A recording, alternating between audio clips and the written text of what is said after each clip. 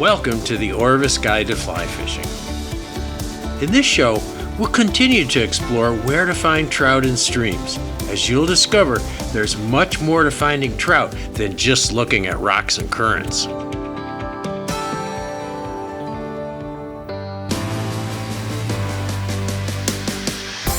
Oh yeah, nice fish! That fish has already refused that fly. You're gonna have to try just a slightly different pattern. The roll cast pickup is a great cast to use in a lot of fishing situations. This is a beautiful wild trout from a small stream. Just a gorgeous little fish. I say hit that bank. Let's go to that grass bed.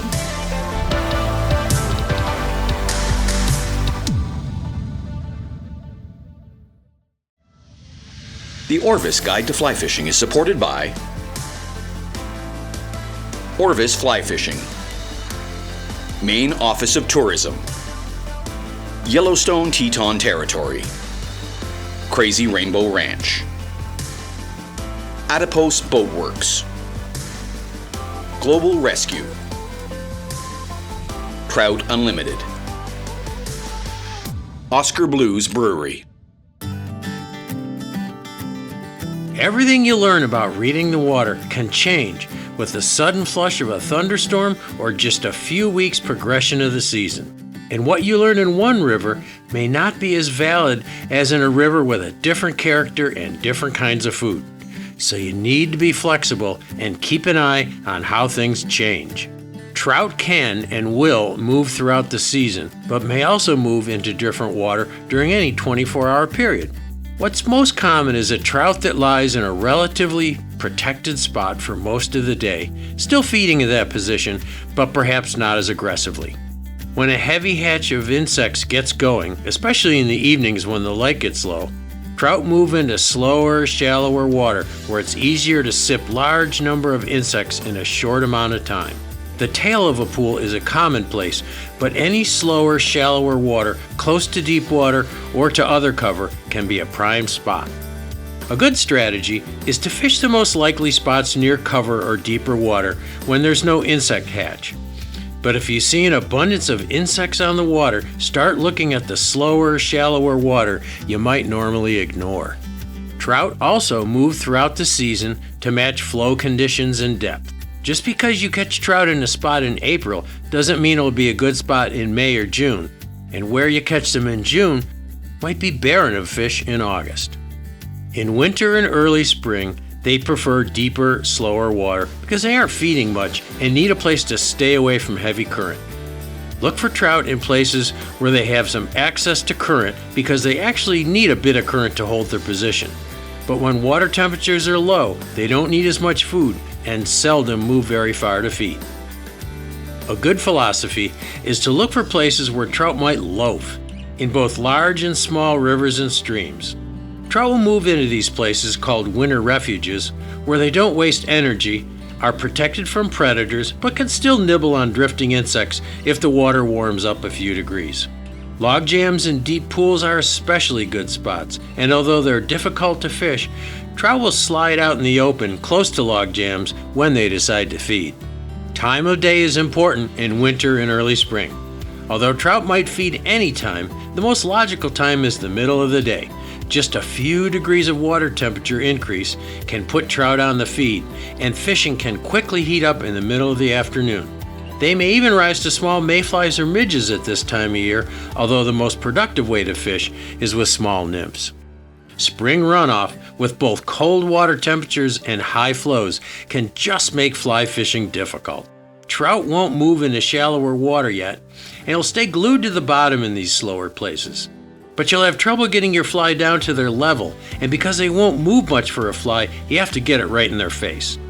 My only suggestion is to fish in places where you just know trout will be holding. And make sure that you get your fly close to the bottom and that it drifts at the same speed as the current. This is where methods like Euro nymphing really shine. As waters drop in the spring or after runoff, trout move from their winter holding areas into faster, shallower water. This water is where the insects hatch and drift, and trout move into it to take maximum advantage of the abundant food. Some might stay in these deep pools, but you'll begin to find fish in faster, shallower water. In other words, they'll just be more spread out. When midsummer low water rolls around, you'll find trout close to faster water, especially riffles, because current brings them food, and as water levels fall, current will be restricted only to discrete places. Riffles on the surface are almost as effective as rocks or logs at hiding trout from predators, especially from birds of prey like ospreys and eagles. You may also find them in deeper pools, but always look for that foam line, which is like a beacon that tells you where food is drifting. Trace the foam line down through a deep pool, and you'll be able to predict exactly where trout feed. It doesn't matter whether it's a mayfly that hatched in a riffle or a beetle that fell into the water. All the good food gets swept into that foam line.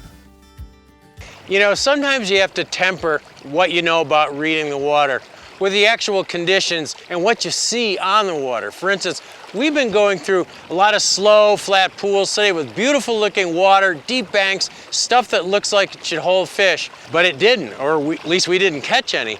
We've caught all of our fish in the faster riffles, even though water temperature is perfectly fine for fish to be in those deeper pools. So based on what we found out today, this to me looks like a really good spot. It's in a riffle, it's in faster water, it's got a foam line going down it, so you know there's food drifting down there. Anything that hatches or falls in the river is going to get down that foam line, and it's got a little bit of a deep cut, just a little depression like a trench in there. And I know it's deeper for two reasons. One is that the water gets a little darker color, a little bit deeper color. And the other reason I know it's a little deeper is the rocks all of a sudden disappear. So I can see all the rocks on the bottom right here in front of me, and as I start to look down there, all the rocks get fuzzy and then they disappear. So I know there's a deep little trough in here, and because we found fish in fast water today, this looks like a really good spot. It's true that lower water temperatures in the fall make trout more active, especially in places where summer water temperatures may get too high for a healthy trout population, and the fish can be stressed to the point where we should stop fishing for them. In cooler fall water temperatures, trout will be in all kinds of water, from fast riffles to deep pools. But trout in the fall don't feed as much as they do in spring and summer. They don't hurry to pack on weight for the winter. Trout are not grizzly bears. Yes, they will feed, but not as actively as they did in spring and summer, so you need to lower your expectations. Brook and brown trout spawn in the fall, so you may find them in odd places as they move through a system to their spawning grounds. And sometimes they do odd things in the fall. So you know what? Sometimes you can do everything wrong and still catch a fish.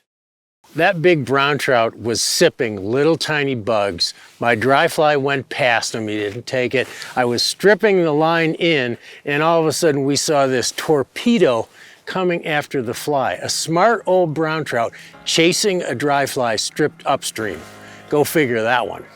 Brookies and browns also get more aggressive prior to spawning and will attack streamers, which is why some anglers think they're feeding more heavily. They aren't. They're just getting nasty, which is why you often get short strikes to streamers in the fall. These fish are not eating, but merely trying to get potential threats out of their way.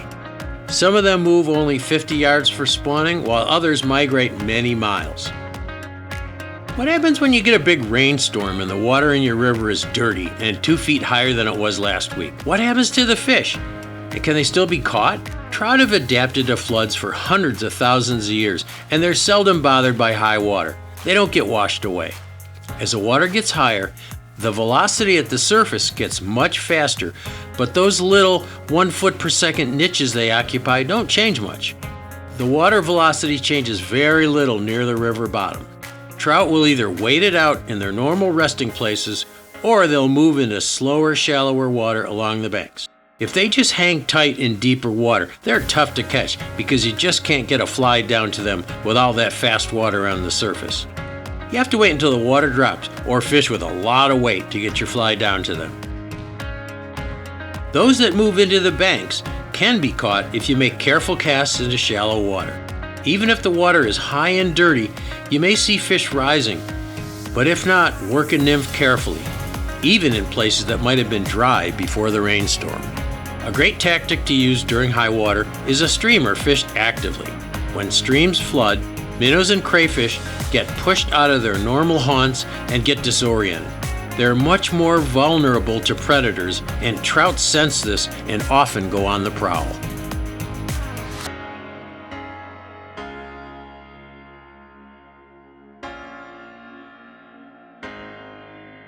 All these fish are relating to the outside of the bank current seam. Started having some nice success.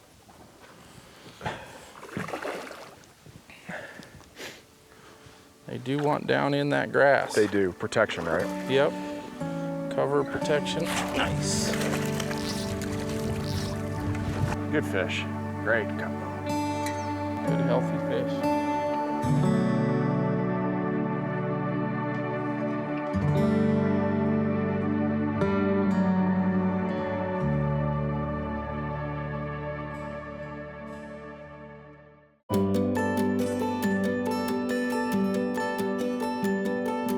If you know what species of trout are in a river, should you adjust your stream reading variables? Are there any differences between where the various species of trout live in a river? For the most part, the various trout species have overlapping habitats, and you often find them mixed together. But if you know a river contains mainly one species of trout, you can narrow your options by looking for the habitat they prefer most. Rainbow trout are better adapted to feeding in fast water. Their metabolisms are more efficient than those of other trout, so they're able to feed in water that's faster than other species prefer. But don't just look for rainbows in fast riffles and heads of pools.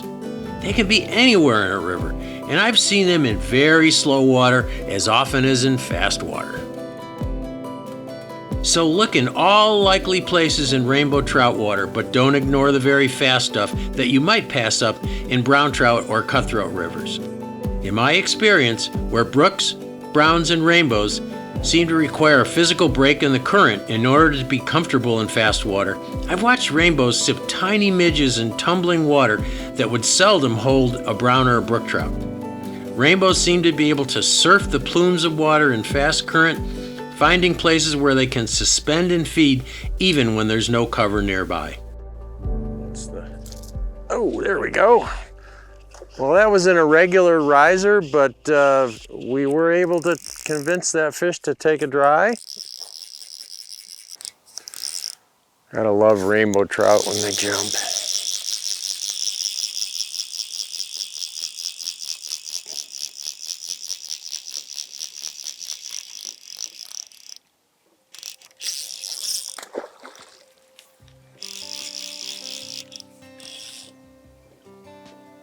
God, these North Platte fish are all just so beautiful. Hefty fish. I don't think we've caught a small fish since we've been here. Hey, we might land this one for us. This is looking promising. That's a pretty fish. Yeah. Nice. Yeah. There's one to the net. Nice job. Rainbows also seem to be more migratory than other species, even in smaller rivers where there's no outlet to a big lake or the ocean. In the tiniest mountain river, they can often act like miniature steelhead. They may be in one stretch of river today and gone a few days later.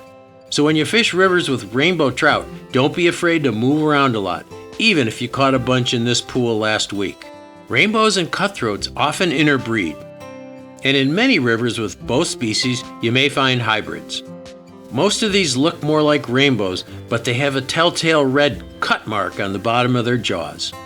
Although biologists tell us that it is almost impossible to tell a true cutthroat or rainbow without a DNA analysis, I found that if a fish looks more like a rainbow, it behaves more like a rainbow.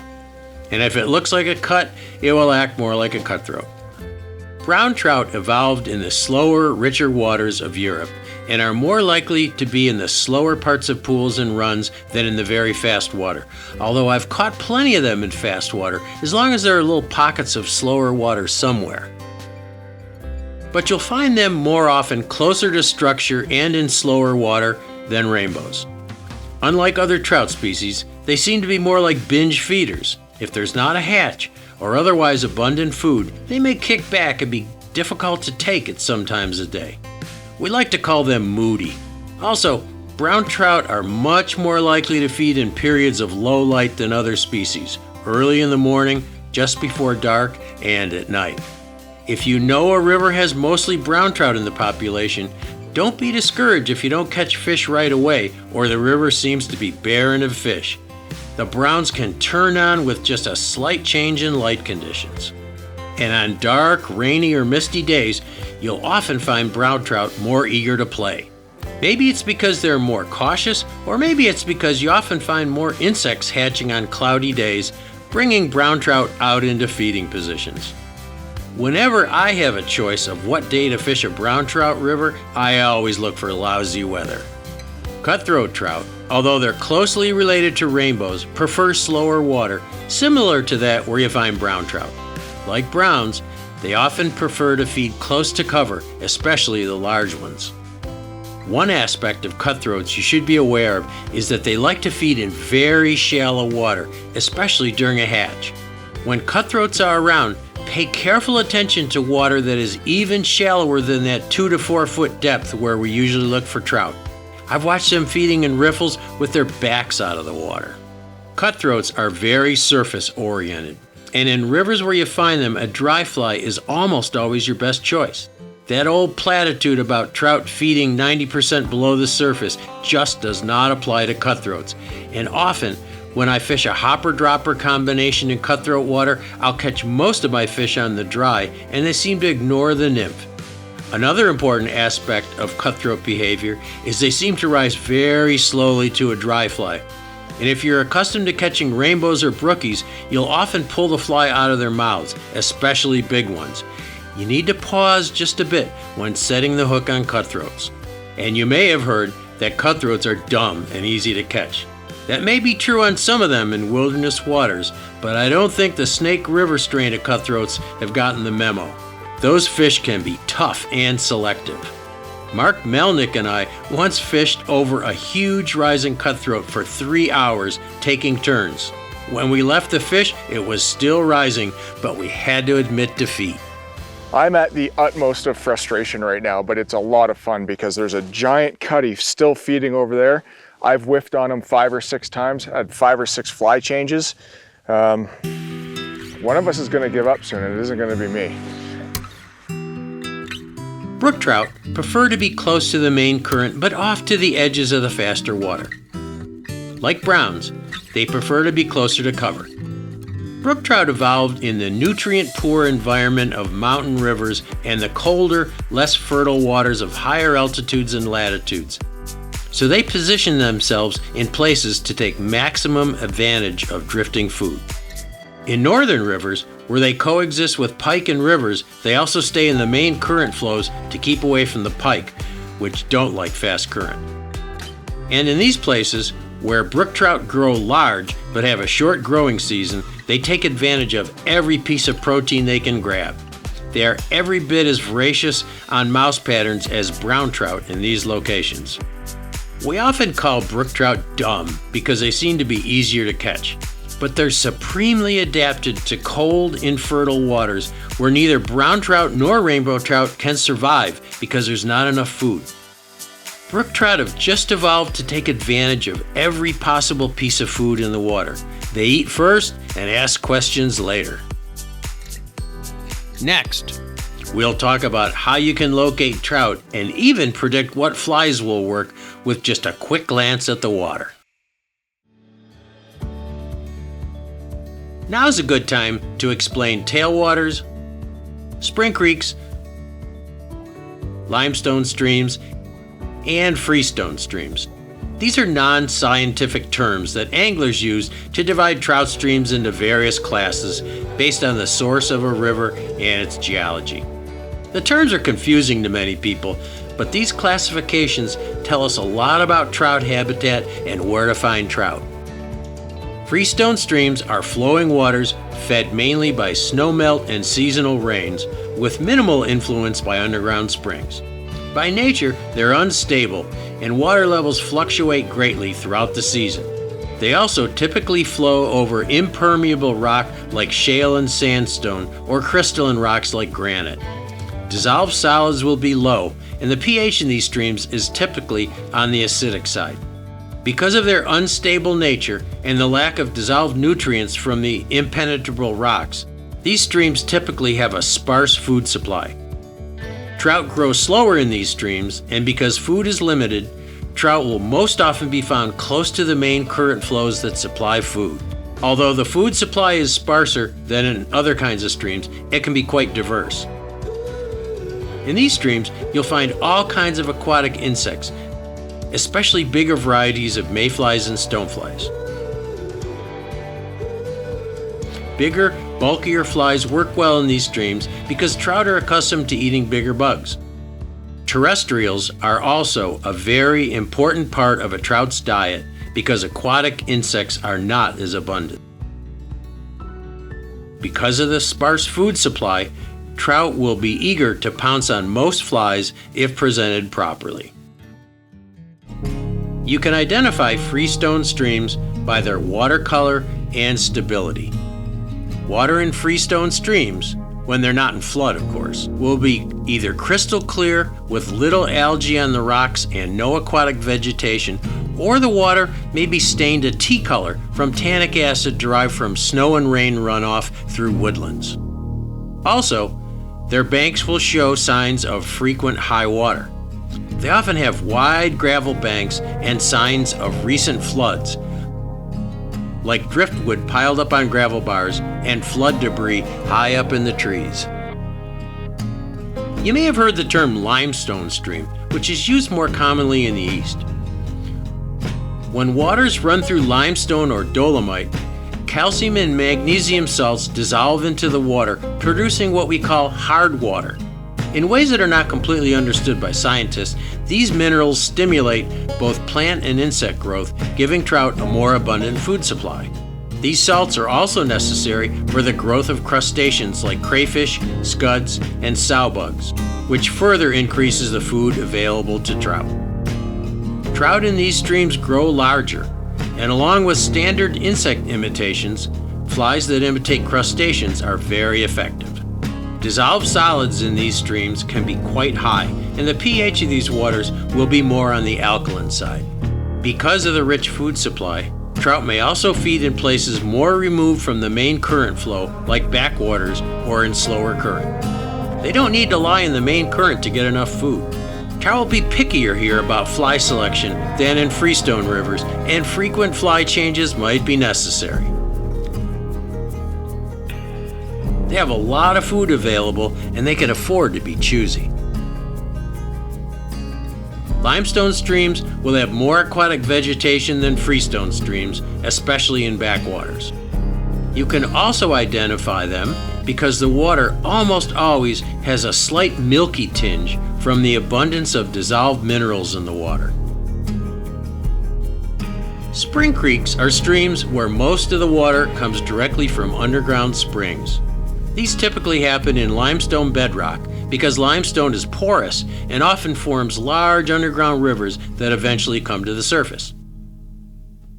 The flow in these streams is very stable because they're little influenced by snowmelt or rainfall. This extreme stability, combined with lots of minerals in the water, makes for a perfect environment for trout. Current is typically slow and steady, the water is always clear, and aquatic vegetation is abundant. Water temperatures and flows are nearly constant throughout the season, making for a very rich food supply for trout in a long growing season. With these slower flows, rich food, and constant flows, trout can and will live almost anywhere. Thus, it's very tough to read the water in a spring creek because trout aren't concentrated in certain areas. It's always best to be cautious and look for trout everywhere. And luckily, because of the clear water, you can spot them easily. But spring creek trout, because they have an abundance of food and the water is clear, can be very difficult regarding fly selection and presentation. This is PhD fishing.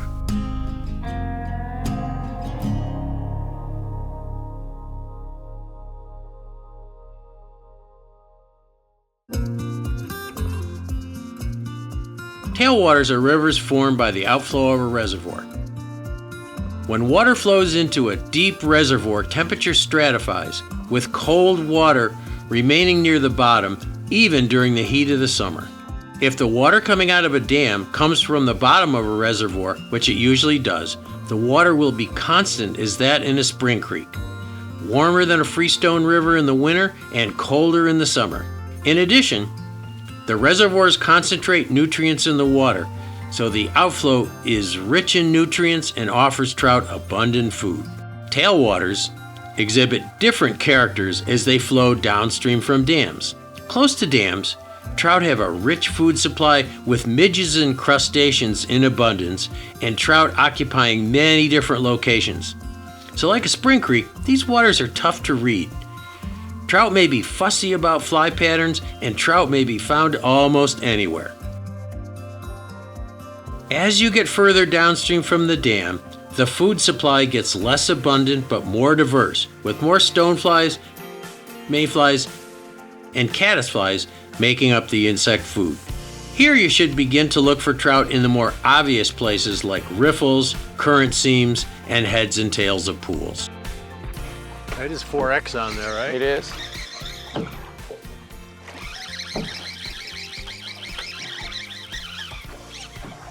Wow. Yeah, they're hot. Yeah. You can see why I cut the 5 off. Yeah.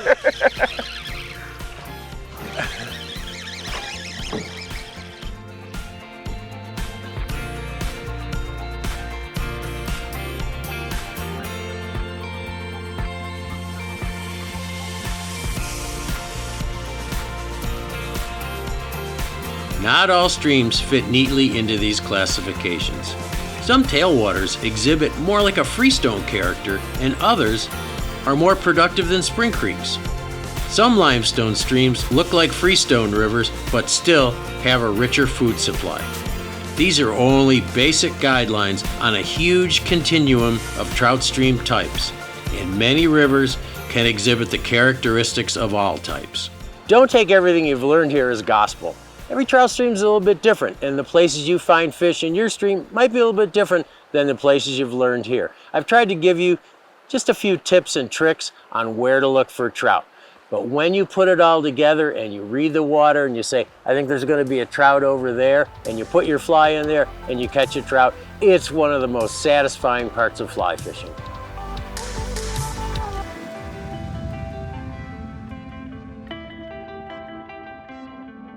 The Orvis Guide to Fly Fishing is supported by Orvis Fly Fishing, Maine Office of Tourism, Yellowstone Teton Territory, Crazy Rainbow Ranch, Adipose Boat Works, Global Rescue, Trout Unlimited, Oscar Blues Brewery.